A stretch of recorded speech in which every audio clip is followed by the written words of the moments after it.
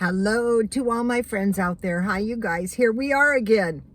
I finally found a lipstick, and it was cheap too. I got this at, believe it or not, Dollar Tree, and I really like the lip liner. And the color is ginger spice. So what I was trying to do is create these color palettes. And one of the colors that I really like is terracotta, and you cannot find it. But this is pretty close, $1. And the lip liner is good. I don't know if lip liners are still trending, but, you know, they're still trending at my house. Okay, I hope everyone is doing okay. So yesterday, I sold a jacket, and if you would like to see the jacket I sold, it's on my Twitter. Also, I was dressing up with my mask and my fur coats and my new hat and my fur coats, and so, you know, I decided not to sell. My fur coats cycled, and I thought, I'm going to keep them. So if you would like to see me in my fur coats, go to Instagram. There's no advantage into Instagram and Twitter. You don't earn a penny doing it. It's just that I have quite a few followers on Twitter, and I post my good recipes and your good comments.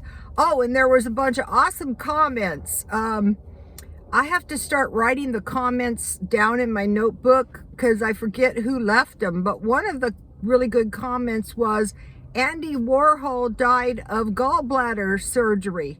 And I am really surprised I forgot that because, you know, I worked in salons, and a lot of times, you know, I'd sit around reading the tabloids. I somehow forgot Andy Warhol had been shot.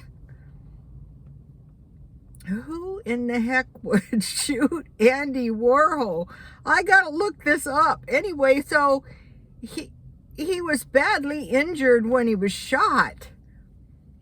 It's not easy being famous, I'll tell you that. It's rarely worth it either.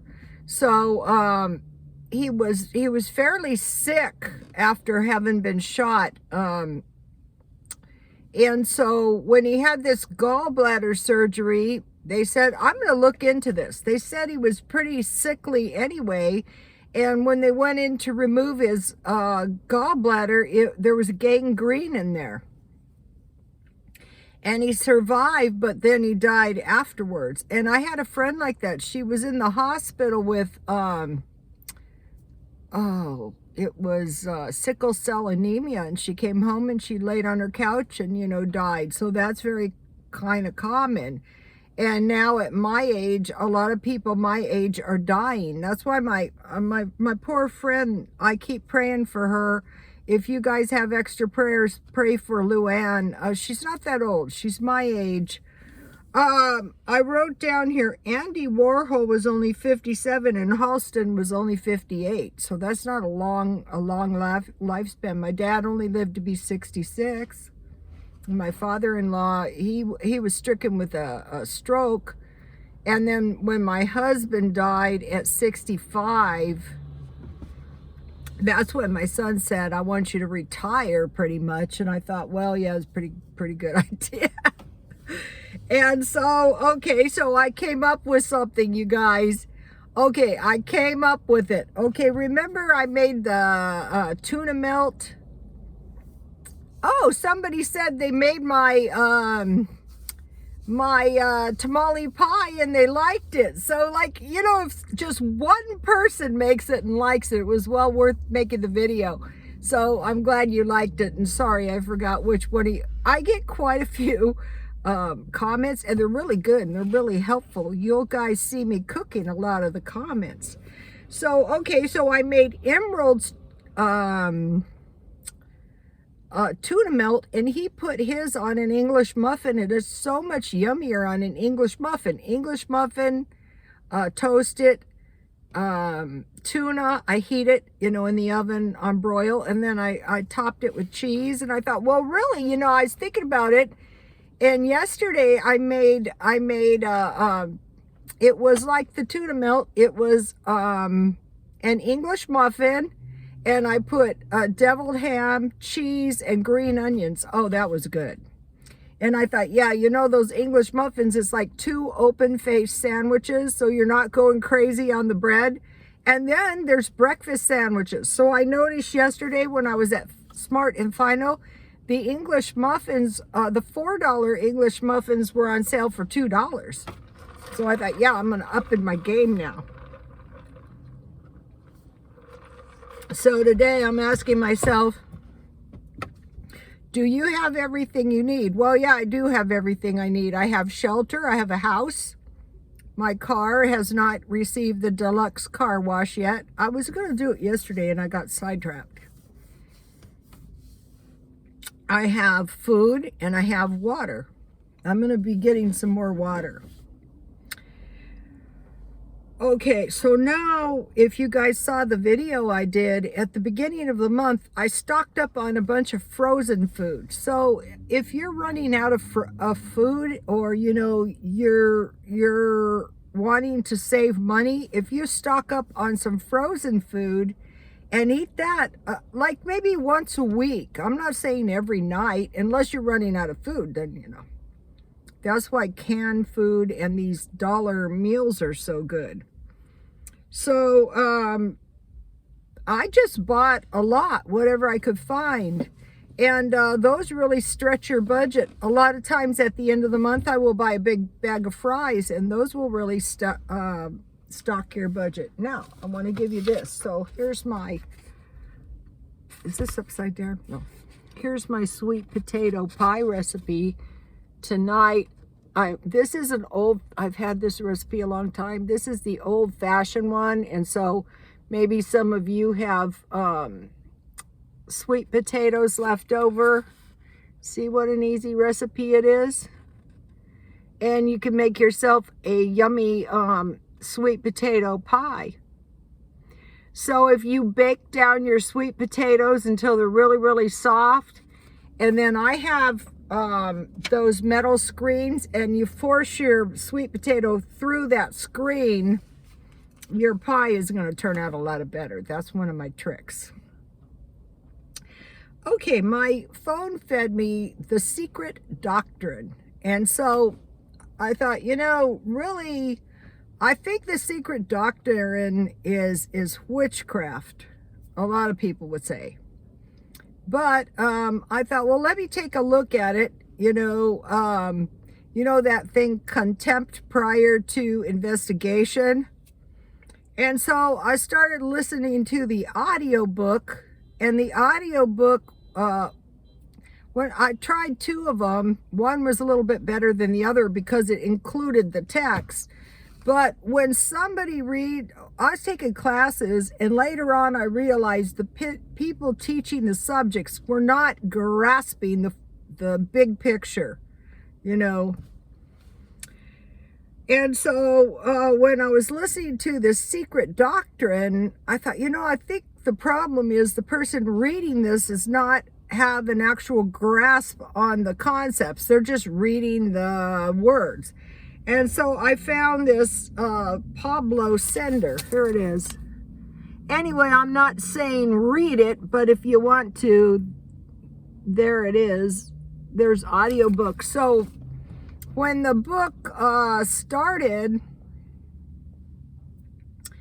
it was like the contents, and then there was the numbers, which I assume were some kind of occultic numbers, and it went on and on and on. And so then when I was, there's lectures by Pablo Sender, and he was saying that the intro is very important. So, and that you don't just read it once to understand it. And so I could see that. Well, what was kind of interesting is when I was going to the self-help groups, we had the 12 steps and the 12 traditions that were really pretty much nonsensical. But, you know, if you're desperate to get sober, you'll consider doing it.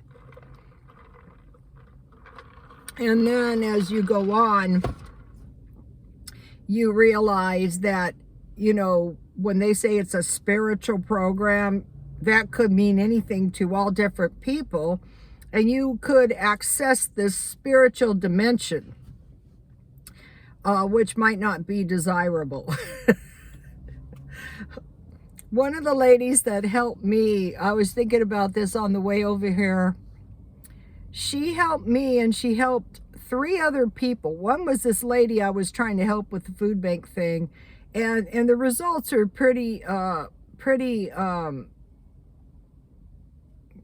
there was no results.